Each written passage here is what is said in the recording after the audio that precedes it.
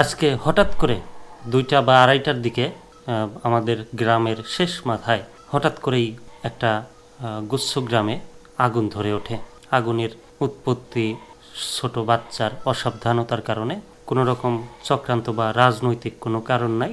রাজবাড়ী জেলার মূলঘর ইউনিয়নের গোপালপুর গ্রামের বালিয়াডাঙ্গি স্কুলের পাশে নতুন গুচ্ছগ্রাম, সেই জায়গায় এই আগুন ধরার মতো দুর্ঘটনাটা ঘটে।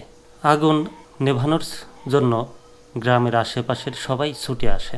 জানতে পারছি যার ঘরে আগুন লাগে তিনি নাকি বাড়ি ছিলেন না, তার ছেলে মেয়ে হয়তো বা থাকতে পারে। তিনি ঘোড়ার গাড়ি চালান। নাম সম্ভবত নায়েব, সঠিক না, তবে নায়েব হতে পারে। তো আগুন নেভানোর জন্য পাশেই আমাদের বোর্ডিং ছিল। আমাদের বোর্ডিং আশেপাশে কম দূরত্বে আমাদের বোর্ডিংটাই ছিল। সেখানে মেশিন স্টার্ট দিয়ে লোকজন দ্রুত আগুন নেভাতে সক্ষম হয়েছে, বা চেষ্টা ছিল ভালো।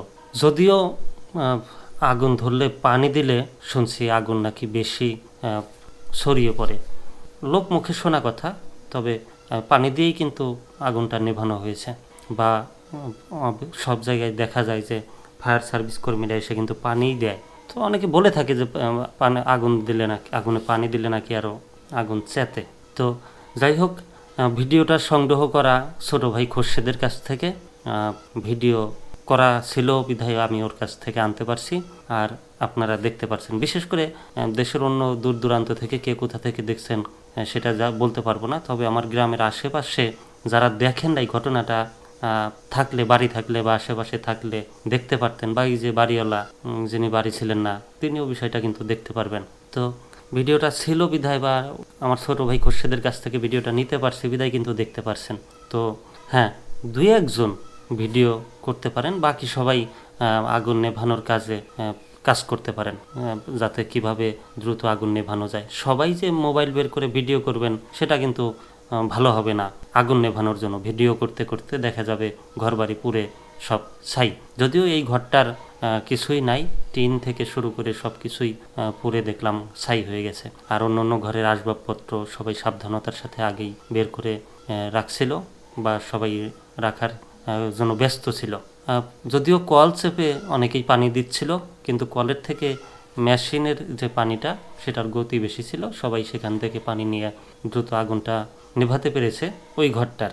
যদি ওই ঘরটা পুড়ে গেছে, কিন্তু ওই ঘরটা নেভানোর কারণে আশেপাশের ঘরগুলো কিন্তু বেঁচে গেছে বা বেঁচে যায়। কারণ ওই গুচ্ছগ্রামের ঘরগুলো প্রায় একটার সাথে আর একটা মেশানো, এবং ওই জায়গায় যারা বসবাস করেন অল্প জায়গার মধ্যে, সরকারি বরাদ্দ অল্প জায়গার মধ্যে বেশ অনেক পরিবার বা বেশি পরিবার একসাথে বসবাস করে।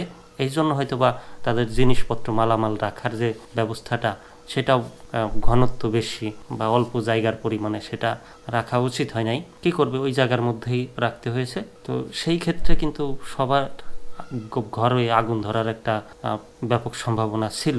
সেই সম্ভাবনাটা বা সেই বিপদ থেকে রক্ষা করেছে কিন্তু গ্রামবাসী সবাই মিলে একত্রিত হয়ে পানি ঢেলে। একটা জায়গায় বলছিলাম যে ছোট ভাই খোরশেদের কাছে ভিডিওটা ছিল বিধায় আমি আনতে পারছি এবং আপনাদেরকে দেখাতে পারছি।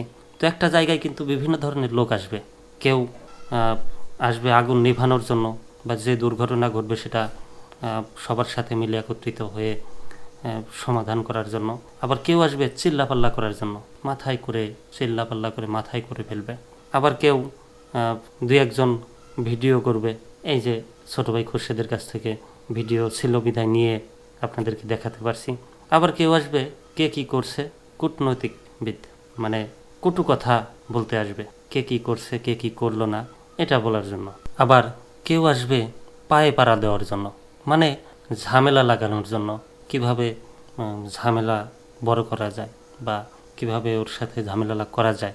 বিভিন্ন ধরনের, বললাম তো, সব কিছু মিলেই একটা গ্রাম হয়, একটা এলাকা হয়, সব কিছু মিলেই একটা দেশ হয়।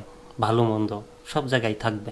তবে হ্যাঁ, একটা জায়গায় সব ধরনের মানুষ থাকবে, এটা সবাইকে মেনে নিতে হবে। যেমন একটা জঙ্গলে বাঘ থাকবে, হরিণ থাকবে, ঘোড়া থাকবে, গরু থাকবে, কুমির থাকবে, সব কিছু মিলেই একটা জঙ্গল হবে বা বন হবে। তবে একে অপরকে সবাই আক্রমণ করবে, এটাই নিয়ম, যেমন বাঘ হরিণ খাবে, হরিণ ঘাস খাবে, আবার বাঘ যে বনের রাজা, বাঘ যে বেঁচে যাবে তা কিন্তু না। চোরাচালান বা স্মাগলাররা, পশু শিকার করে যারা শিকারীরা, তারা কিন্তু আবার বাঘ শিকার করে পাচার করে। আবার পাচারকারীদের কিন্তু আবার পুলিশে ধরে। আবার পুলিশরা যে সবার উপরে তা কিন্তু না। পুলিশরা অনেক সময় যে দেখেন গণ অভ্যুত্থানে সাধারণ জনগণের হাতে পুলিশ মারা গেল, আবার বিভিন্ন সময় দেখা যায় ডাকাতদের হাতে, বিভিন্ন সময় চোরদের হাতে আঘাতে পুলিশ মারা যায়। তো একে অপরকে আক্রমণ করবে, সবাই সবকিছু মিলিয়েই একটা প্রক্রিয়া, এটাই মেনে নিতে হবে সবাইকে।